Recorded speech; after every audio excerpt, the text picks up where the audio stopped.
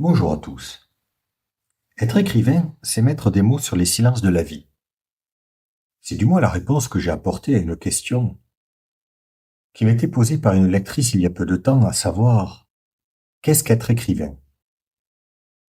À cette question délicate, comment résumer en une ou deux phrases la fonction de l'écrivain?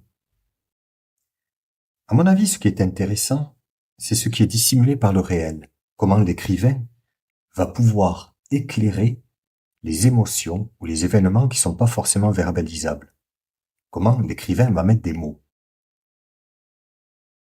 Pour cela, à mon avis, pour éclaircir les choses, le changement du point de vue est important. Du moins, c'est ce que j'utilise au quotidien dans mon travail. Pourquoi je vous parle du point de vue? Et pourquoi je vous parle du changement de point de vue? Je pense que nous développons, au fur et à mesure, une certaine monotonie, à privilégier toujours les mêmes lectures. Eh bien, pour la création littéraire, c'est la même chose.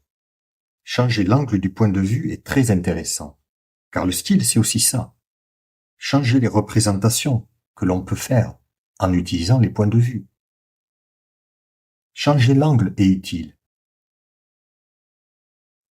Cela n'a aucun intérêt artistique de flatter les lecteurs et écrire ce qu'ils ont envie de lire. Faire du panurgisme artistique n'a aucun intérêt, cela ne m'intéresse pas. En cela, je voulais vous parler maintenant de l'intrigue. J'entends souvent que l'intrigue est primordiale, l'intrigue doit être dans le cœur du roman, l'intrigue par-ci, l'intrigue par-là. Pour ce faire, je voudrais vous poser une petite devinette. Devinez qui a dit ceci. Je cite. Je crois que l'intrigue est le dernier recours des bons écrivains et le premier souci des balourds. Qui a dit ceci? Stephen King. Oui, c'est Stephen King, qui est, entre nous, le roi du thriller, le roi de l'intrigue. Mais qu'a-t-il voulu dire par là? À mon avis, il a voulu pointer du doigt le fait qu'il ne faut pas mettre l'intrigue absolument sur un piédestal. Que la phrase est importante, que les mots utilisés dans celle-ci aussi, bien sûr, le rythme et le changement de point de vue. Je n'en démords pas. Je voudrais vous parler d'autre chose. Je voudrais vous parler des personnages. La psychologie des personnages m'intéresse bien plus qu'une description absolument précise de leur physique.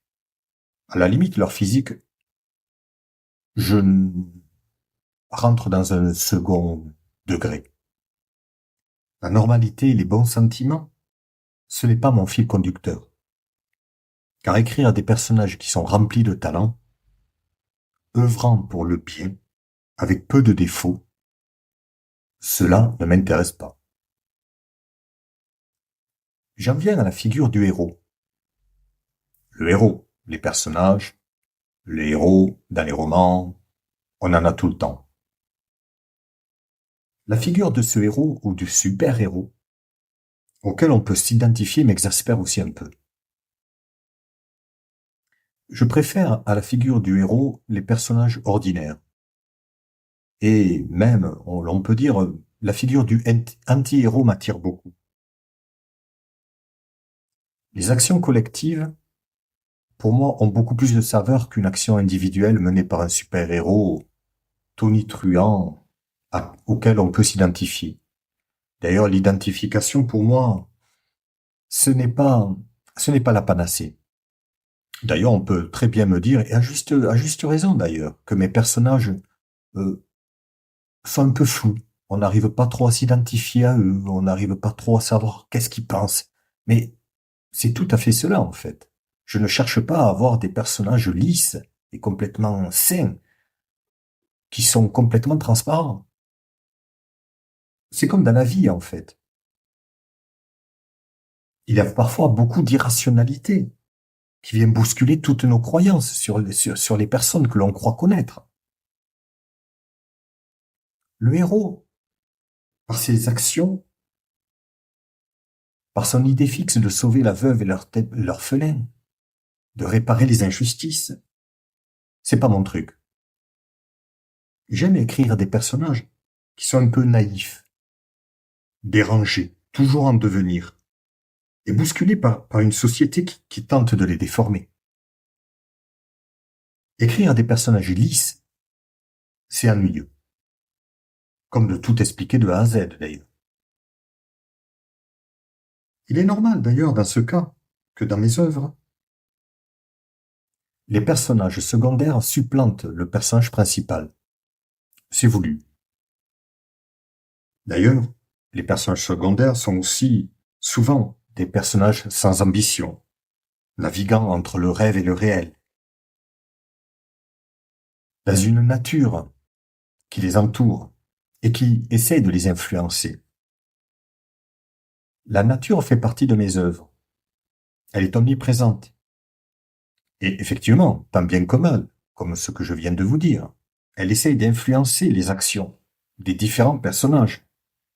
Parfois elle y arrive, parfois non. La nature est une source d'inspiration.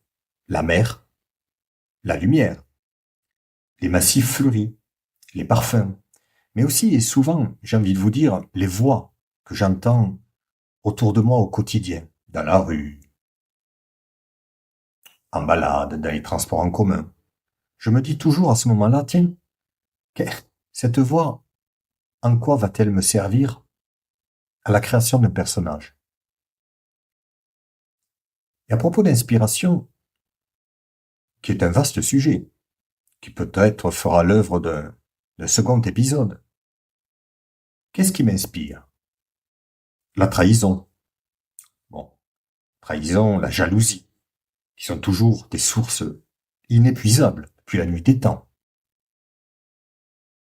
Mais aussi, l'inspiration me vient aussi des objets du quotidien.